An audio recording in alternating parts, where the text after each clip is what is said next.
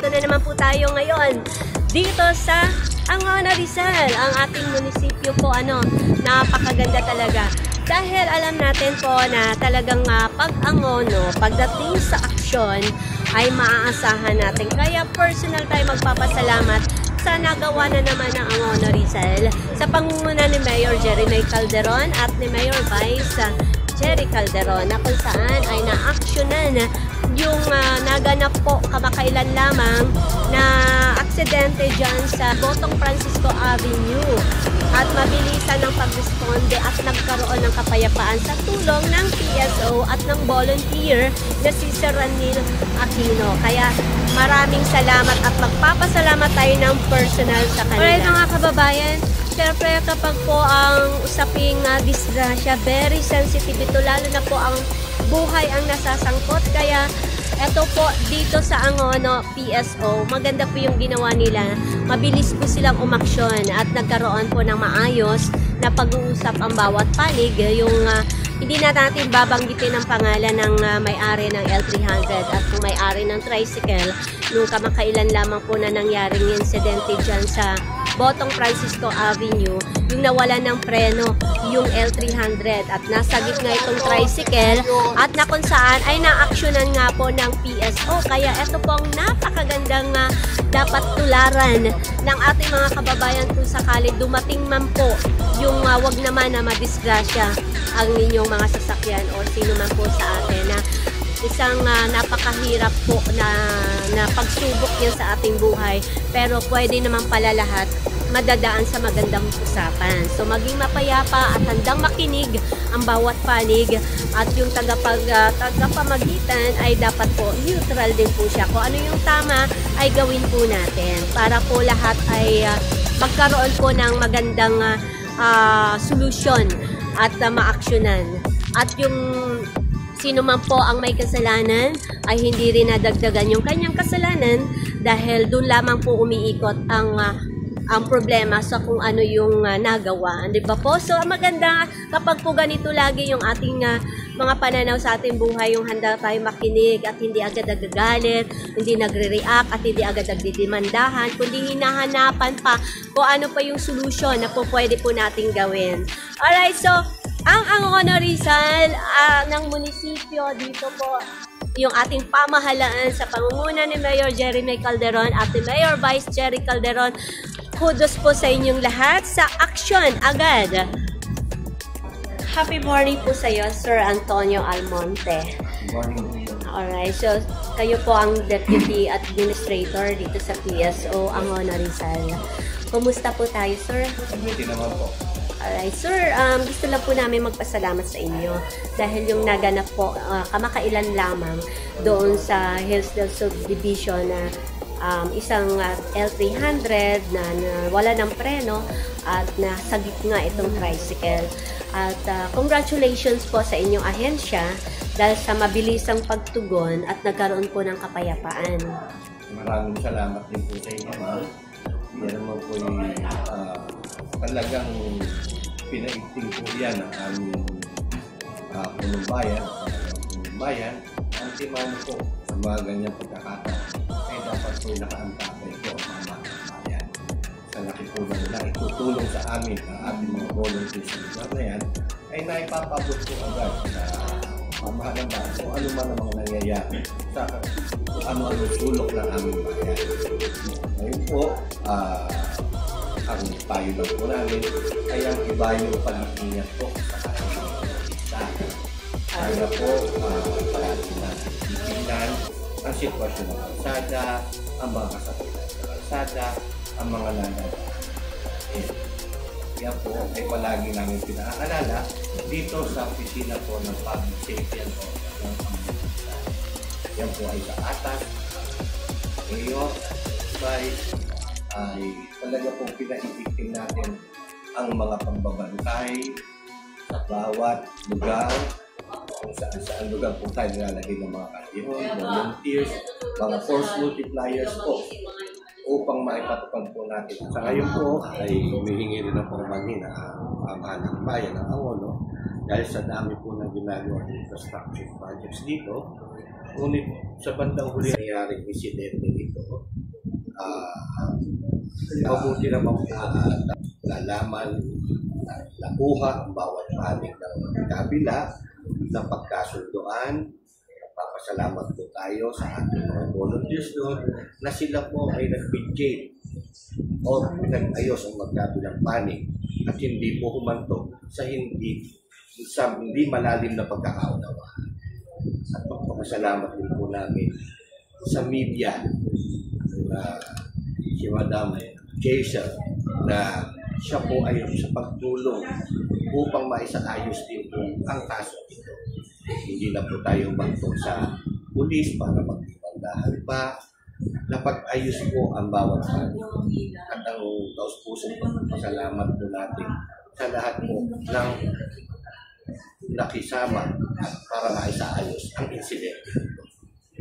Maraming salamat po sa inyo. Asahan niyo po, may pagpapatuloy din po ang aming opisina ang ganito mga gawain para sa itatahimik po ng lahat at dito pagtulong sa ating mga kababayan. Alright, thank you so much po, Sir Antonio. Na kung saan po ay itong volunteer ninyo na si Sir Ranel ay sinunod lang din po pala ang patakaran ninyo, ano po. Kaya naging maayos ang mga matitinding kaso. Ano pa po ang maipapayo natin doon sa iba pang ginagampanan ninyo sa inyong ahensya para maintindihan ng ating kababayan kung ano po talaga yung inyong ginagalawan at ano yung dapat nilang gawin din kapag po may mga insidente pa. Diba po? Una po, ang number 1 po dito ay ang pagsunod sa ating mga batas at sa ating mga ordinansa. Sana po, pag nakita natin na bawal na pag-park sa mga lugar, ay sana po isundin natin. Kasi po, minsan yan din po ang pinag-isimulan ng hindi pagkakaunawaan ng bawat panig. Kaya po sinasabi natin, may ordinansa po tayo palagi, mga sinusunod. Kahit po sa mga vendor, hindi po natin sila kasi nasa alawang makapaghanap buhay. Inilalagay lang po natin sa mga tamang lugar. Huwag po kung saan lang sila malalagay, pwede na. Pero nagiging sagabal na o obstruction doon sa isang lugar. Sana po ang tamang pagsunod lang. At pag tayo po sumusunod, isiguraduhin po natin hindi naman po tayo mapigil. Alright, Sir Antonio, nabanggit niyo rin lang naman ay ang mga road obstruction na yan. Actually, matindi yung ordinansa na yan na nakaraan, naputol lang no? Pero iba po gagawing national road yata, kaya kasalukuyan na sa construction ngayon. So maraming mga vendors doon. Isa din po ba yun na dapat nila na medyo tumabi-tabi na po at mailagay sila sa tama? Actually po, kasi minsan nagkakandirit-kandirit po tayo doon sa gitna. Ang mangyayari po talaga yan ay nakaplano na po na yan po ay i-regulate. Hindi po natin sila pipigil na maghanap po. Pero i-regulate po natin. Kung sa pagkakaalam naman po natin na meron po diyang parte na ahono at parte ng tentay. Oo nga. Pero po yung parte na ahono, pinapangako po natin, i-regulate po natin talaga. Para hindi lang po sa mga nagtitinda, kundi para rin po sa mamimili. At para po sa mga residente. And yung mga PWD natin, halos walang nadaanan. Yun nga po ang kailangan po namin dyan. Kasama din po ba yun sa construction, yung kanilang kasama po. Kaya nga po pagdadaan? mapapansin ninyo, ginagawa kayo, yung mga drop na po yung mga gutter natin, mga pavement po natin para hindi na rin po mahirapan natin mga PWD.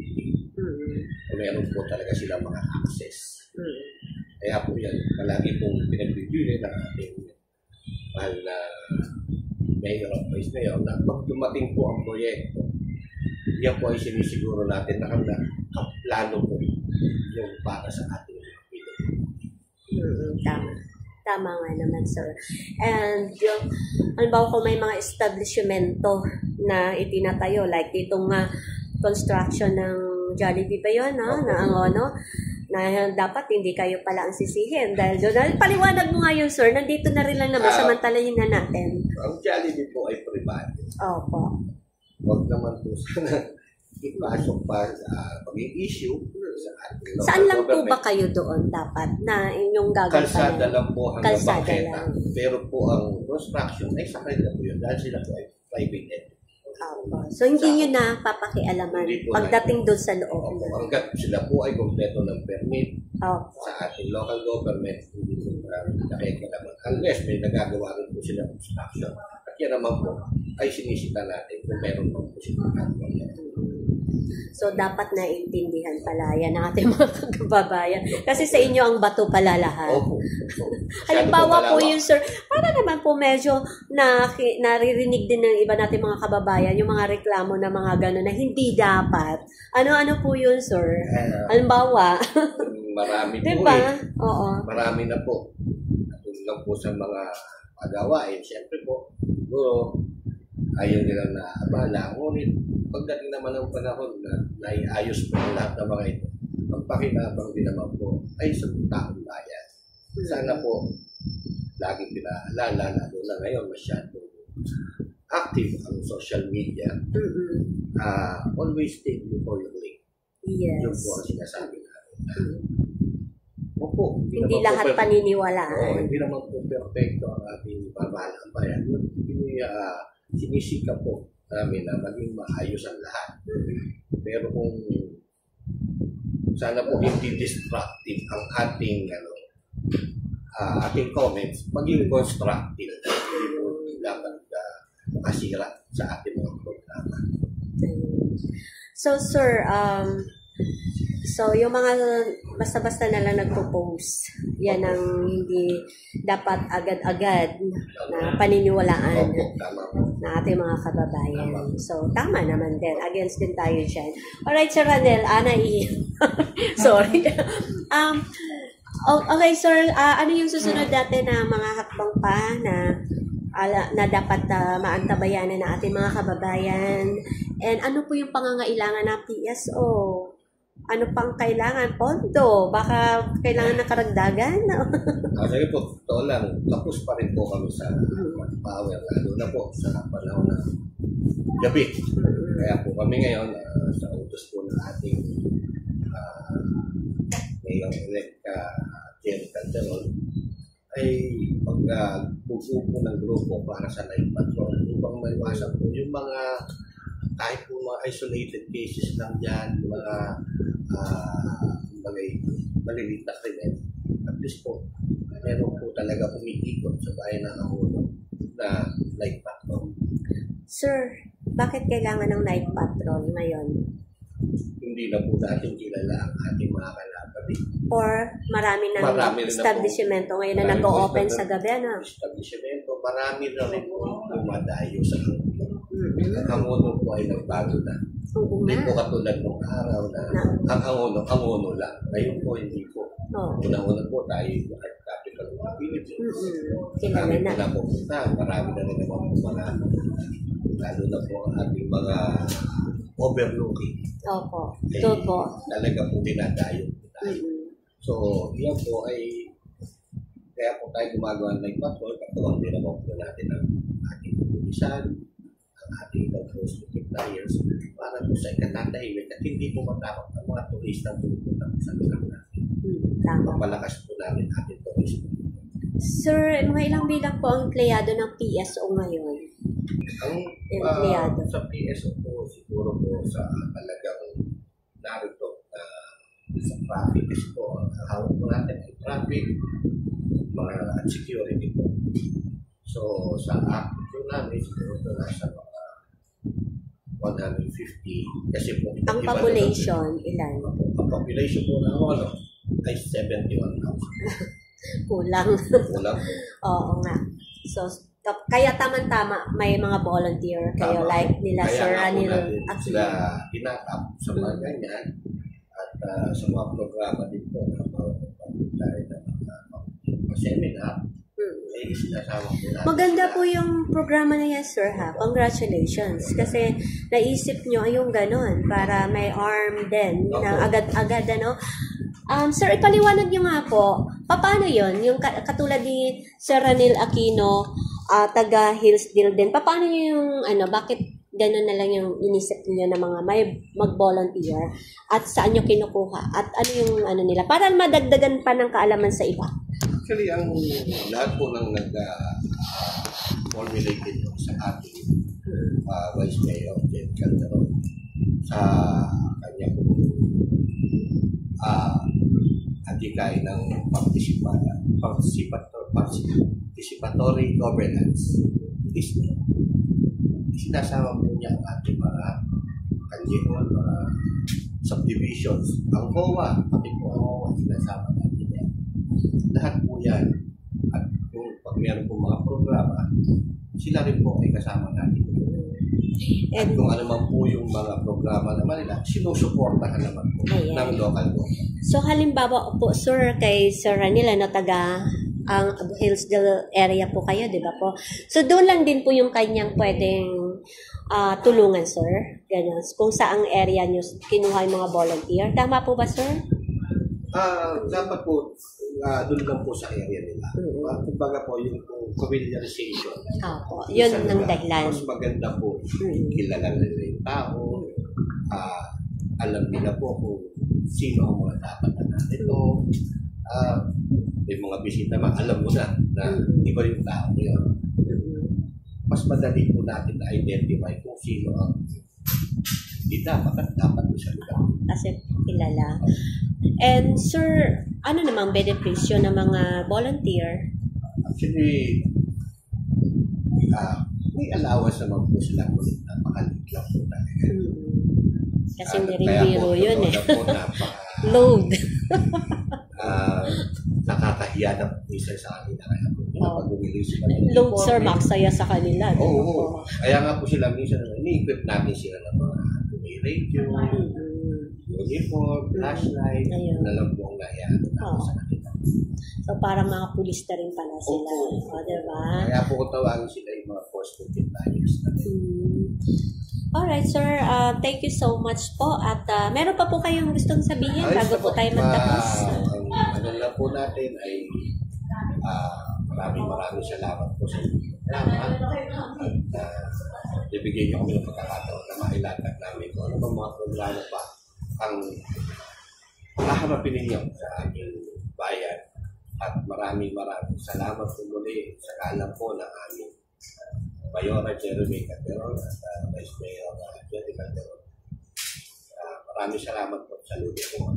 Thank you so much. Ito po si Sir Ranil Aquino, ang volunteer po ng Hillsdale Subdivision. Thank you so much, Sir Ranil.